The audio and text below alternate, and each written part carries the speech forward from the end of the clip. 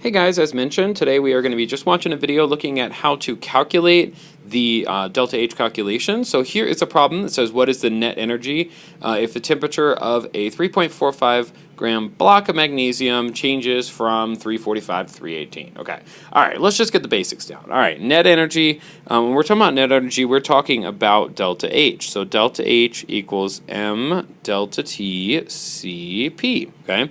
Where delta H is net energy, M is mass, delta T is change in temperature, and Cp is going to be the specific heat capacity, which in this case is given to us for magnesium as 1.020 joules per gram Kelvin. Okay, so what we're going to do is run our calculation. Delta H equals the mass, which is 3.45 grams, times the change in temperature. Change in temperature is always going to be final minus initial because we want the actual change in temperature. 318 Kelvin minus 345 Kelvin times the specific heat capacity, which in this case is 1.020 joules per gram Kelvin. All right, so now we can start this calculation. I would worry about our parentheses first. So delta H again is going to be 3.45 grams times the change in temperature, which is negative 27 Kelvin here, times 1.020 joules per gram Kelvin. All right, we run this calculation, and what we're going to end up for our delta H is a value of negative 95.013, which if we sig fig that, we look back at our problem, this has 3, 4, 3, 3, so we're going to go with 3. 1, 2, 3. So this is going to be 95.0 joules. Okay. Now, what this means is, negative 95.0 joules. So what this means is, if we were talking about our reaction, what we're seeing here is that this reaction has a negative delta H, which means that 95 joules of energy is being lost from this reaction. So this is what we consider an exothermic reaction. All right, we have another delta H problem here because it's asking for net energy. If the temperature of a 5 gram block of nickel changes from 308 to 355. So delta H equals mass times delta T times specific heat capacity. Okay. In this case, we are solving for delta H, so we don't need to reconfigure our equation. The mass is 5.00. Delta T is going to be final 355 minus initial 308. Times specific heat capacity 0.444. Okay.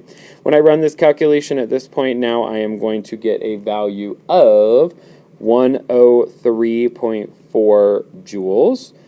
I need to check my sig figs on that in the problem. 3, 3, 3, 3. So I'm just going to go 1, 2, 3.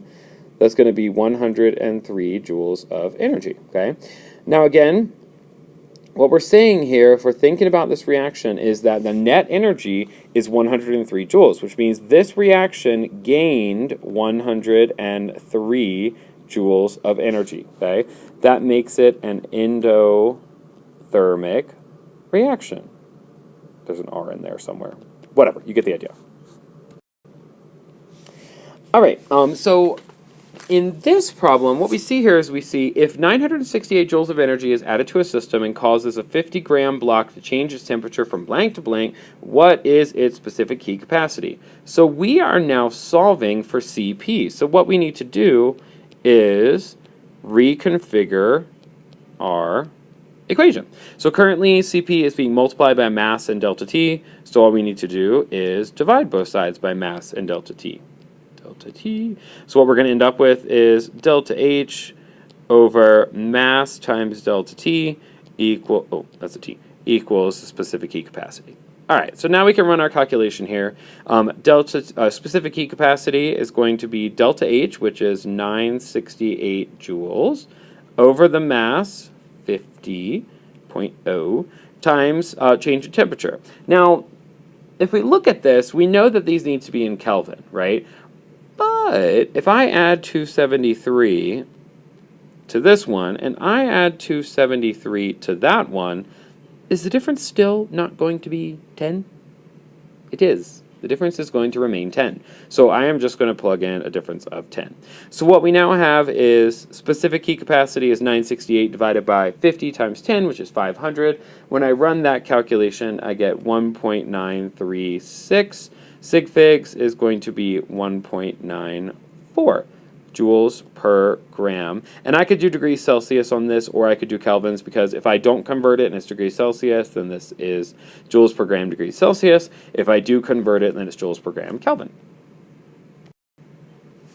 In this problem, we are now solving for mass, and at this point, if you have understood what we've done in the first couple calculations, especially the third one where we reconfigured, you're good. You could pretty much stop if you want to. Now, if it still isn't making 100% sense, then let's keep going through. So again, we are solving now for mass. So I'm going to take my delta H equals m delta T Cp, and I need to get mass by itself. So currently, it's being multiplied by delta T and Cp. Divide both sides by delta T Cp. Okay, delta T Cp.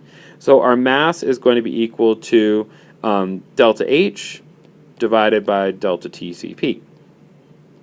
All right. So the mass is going to be equal to delta H, which in this case is 5255 joules, over delta T, which is final minus initial, which in this case is just going to be 60 as our difference. And we are multiplying it by specific heat capacity, which is 0.450.